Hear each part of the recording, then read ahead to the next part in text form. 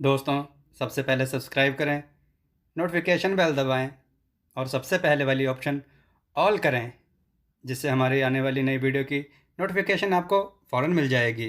जय श्री राम भक्तों। सवालों की श्रृंखला में आप सबका स्वागत है। आज का प्रश्न है, गुरु द्रोण का वध किसने किया? अपने उत्तर कमेंट बॉक्स में अवश्य दें। चलिए भक्तों, कथा की ओर चलते हैं। आज की कथा है एक जादूगरनी का राजा पर दिलाना और एक सुंदर राजकुमारी। आइए कथा श्रवण करें। जूनगढ़ नाम का एक राज्य था, जिसके राजा वीरसेन थे। बड़े प्रतापी, दयालु, पराक्रमी, प्रजा उनका बड़ा आदर करती थी और वे भी प्रजा पर जान न्यौछावर करने के तैयार रहते थे। महाराज की उम्र हो चली थी और राजकुमार भी अब जवान हो चले थे। सो महाराज ने उनका राज तिलक कर खुद को प्रभु की साधना में लीन कर लिया। प्रजा भी अपने महाराज जैसा राजा पाकर फूली न समाई। पर बिना महारानी के भी भला कोई दरबार होता है क्या? महारानी भी अब राजमाता होने की इच्छा जताने लगी। सो राजकुमार के लिए दूर दूर तक के राज्यों में योग्य राजकुमारी की तलाश की जाने लगी। पर बात आकर अटकी तो राजकुमारी सोनम पर। राजकुमारी सोनम सैकड़ों कोस दूर बसी रियासत सोनगढ़ की राजकुमारी, अप्रतिम सौंदर्य की स्वामिनी, जो एक बार देखे देखता ही रह जाए। कोमल इतनी कि पुष्प भी हवा के झोंके से जरा तेजी से टकरा पड़े तो बदन पर सुर्ख धारियां पड़ जाती थीं। पवित्र और निश्चल इतनी कि कोई बुरी नजर भर डाल ले, कोई तो दृष्टिहीन हो जाए। उसे जन्मजात ही वरदान था कि वो अपने इष्ट देव को पूरे मन से याद करते, जिस चीज को छू भर ले वो पीतल से स्वर्ण हो जाएगी। रोजाना वो उठते ही अपने इष्ट को याद करते, दो मन अनाज को छूती जो स्वर्ण बन जाता और निर्धन प्रजा में बांट दिया जाता। मौत तो एक दिन सभी को आनी है, पर वो प्रकृति की प्यारी बिटिया थी। नदी में कूद पड़ी थी बचपन में गलती से, तो फूल सी तैर पड़ी और लहरों ने बड़े प्यार से उसे तट पर ला छोड़ा। राजमहल के छज्जे से गिर पड़ी तो जमीन पर फूल ही फूल उग गए, जिनकी पंखुड़ियों ने उसे हवा में ही झेल लिया। एक दिन अभ्यास के दौरान हाथ काट बैठी तलवार से, पर सब हैरत में रह गए कि हाथ जरा ही देर में खुद ब खुद ठीक हो गया। उसकी सुंदरता के चर्चे दूर दूर तक फैलने लगे थे। सोनम के नाम और इन सभी अजीब घटनाओं के किस्से और इन्हीं किन्हीं किस्सों को गाते फिरने वाले चारणों में से एक चारण भट्ट एक दिन सोनम की आंखों देखी सूरत महाराज को सुना गया तो वे तड़प ही उठे। लगा जैसे सोनम उनके सामने ही है, आसपास ही है। जरा भी देर न लगी। सोनम के पिता महाराज वीरसेन जैसे प्रतापी महाराज का अनुरोध कैसे अस्वीकार करते। उन्होंने फौरन ही सोनम का विवाह राजकुमार से सहर्ष ही तय कर दिया। सैकड़ों कोसों का फासला होते हुए भी एक विशाल सेना वीरगढ़ से निकली और कई दिनों का फासला तय कर प्रतापगढ़ पहुंचने के बाद ही दम लिया। आनन फानन में ही विवाह संपन्न हुआ और अपनी नई महारानी को लेकर शाही बारात लौट पड़ी। वीरगढ़ दूर था बहुत, सो राजा ने थके हुए घोड़ों और हाथियों को देखते रात में एक नदी के पास ही डेरा डालने का हुक्म दे दिया। वो जादूगरनी का इलाका था। जादूगरनी बहुत दुष्ट थी, जो उसके इलाके में रुकता वो जिंदा ना बचता। जादूगरनी उसकी बलि देकर अपनी उम्र 1 साल और बढ़ा लेती। वो पूरे 1000 इंसानों की बलि देकर हमेशा के लिए अमर होने के अनुष्ठान में थी और आए दिन भटके मुसाफिरों की बलि देती रहती थी।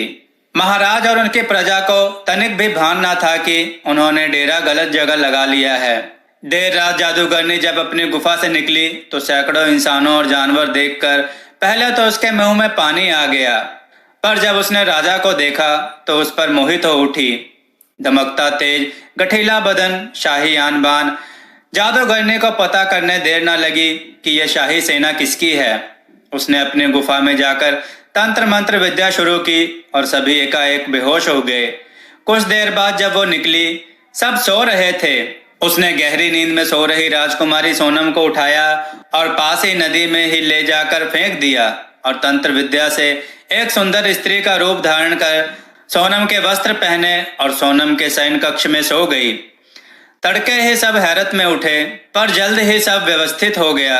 कहारों ने फिर पालकी उठाई और वीरगढ़ की ओर चल दिए। जादूगरनी का मतलब सध गया।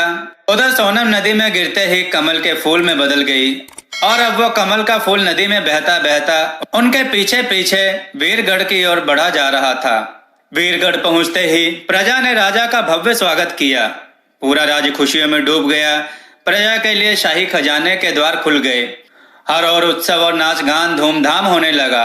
प्रजा अपनी नई रानी के दर्शनों के लिए बेचैन थी, पर जादूगरनी ने बीमारी का बहाना बनाकर सीधे अपने शयन कक्ष की ओर प्रस्थान कर लिया और प्रजा का मन ठंडा पड़ गया। सभासदों को बुरा तब लगा जब रानी शाही पूजा में शामिल ना हुई।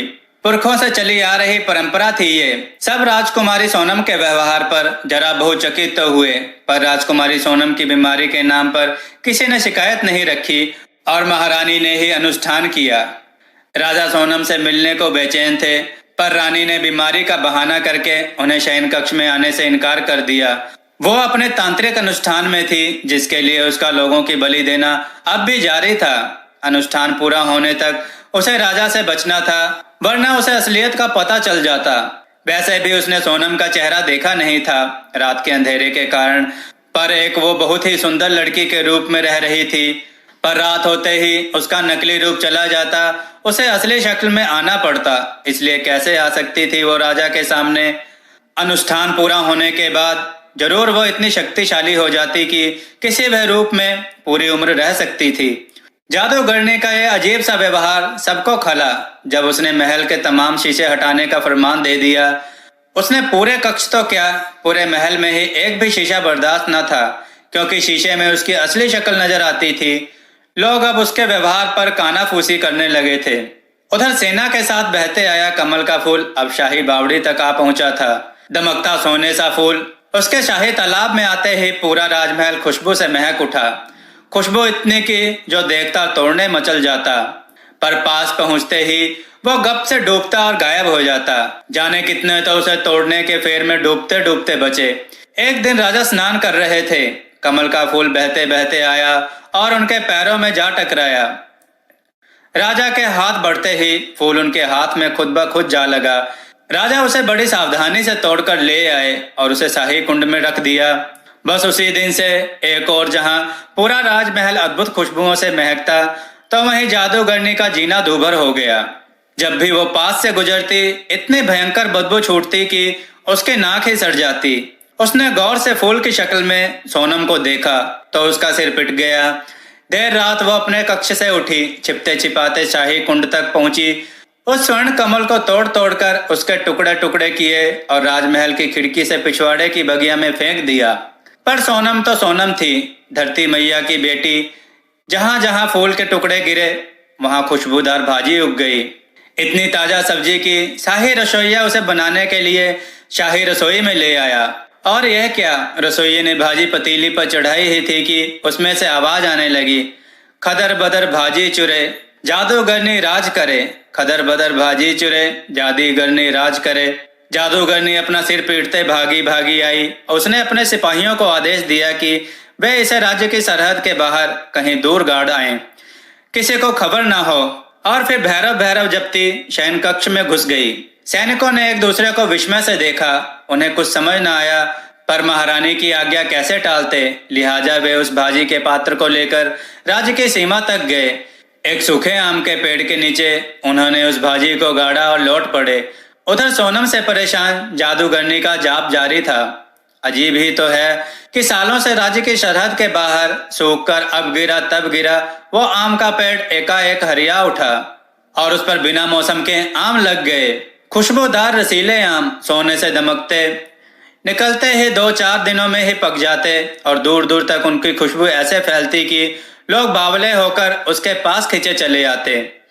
2-4 दिनों में ही पास के गांव तक खबर पहुंची तो लोग आम बटोरने दौड़ पड़े। पर अजीब था कि बच्चों, बूढ़ों और औरतों को वहां पहुंचते ही आम जमीन पर पड़े मिलते, तो लाख पत्थर मारने पर भी लोगों को एक आम नसीब ना होता। दुष्चरित्र इंसानों को तो उल्टे वहां पहुंचते ही सर पर सटासट डालियां पड़ती और वे भाग खड़े होते। कोई उसे भूतिया पेड़ कहता तो कोई दिव्य। जितने मुंह उतनी बातें, पर शाम के बाद उसके पास लोगों का फटकना बंद हो जाता। उसी राज्य की सरहद पर एक गरीब ब्राह्मण अपनी अंधी पत्नी के साथ एक छोटी सी झोपड़ी में रहता था, जो कथा बांचकर अपना जीवन चलाता। जो यजमान दे देते रूखी सूखी खाकर सो रहता। कभी ना मिले तो भी हरी इच्छा मानकर फाके कर लेता, पर उसका ईश्वर पर अटूट विश्वास था। उस दिन पास के गांव वो भिक्षा की आस में जाकर खाली हाथ लौट रहा था और अनजाने में ही उस पेड़ के नीचे सांस लेने के लिए रुका था। वो अपना तार तार हो गया गमछा फहराते हुए पसीना पोंछ ही रहा था कि तभी पेड़ से धम से कुछ गिरा। कौन है? ब्राह्मण पसीने पसीने हो उठा। फिर एकाएक उसने देखा पास एक आम, बहुत बड़ा आम। उसने अपने जीवन में इतना बड़ा आम ना देखा था। उसका कलेजा धाड़ धाड़ कर रहा था। वह हिम्मत जुटा पास गया तो उसकी सांस ऊपर की ऊपर और नीचे की नीचे रह गई। आम के ऊपर पद्म शंख के निशान थे। उसे लगा साक्षात भगवान विष्णु की कृपा है जो आज उस तक चलकर आई है। वह भाव विभोर हो उठा और उसके अंदर का सारा बह जाता रहा। उसने आम को उठाकर बड़े जतन से गमछे में लपेटा और घर की ओर प्रस्थान किया। भिक्षा की आस में बैठी भूखी ब्राह्मणी को पहले तो उस आम के बारे में सुनकर अचरज हुआ, पर तभी उनकी अंधेरी कुटिया प्रकाश से भर उठी। ब्राह्मण ने देखा उस आम से कुछ सुनहरी किरणें फूट चली थी। ऐसा लग रहा था कोई दिव्य शक्ति है। ब्राह्मण के मन में तो पहले भय जागा, फिर उसने श्रद्धा से दोनों हाथ जोड़ लिए और मन ही मन प्रभु का कीर्तन करने लगा। तभी एकाएक। दोस्तों, आज की वीडियो कैसी लगी हमें कमेंट करके जरूर बताएं। अगला भाग आप सुनना चाहते हैं या नहीं, इसके बारे में भी जरूर बताएं। जय श्री राम भक्तों।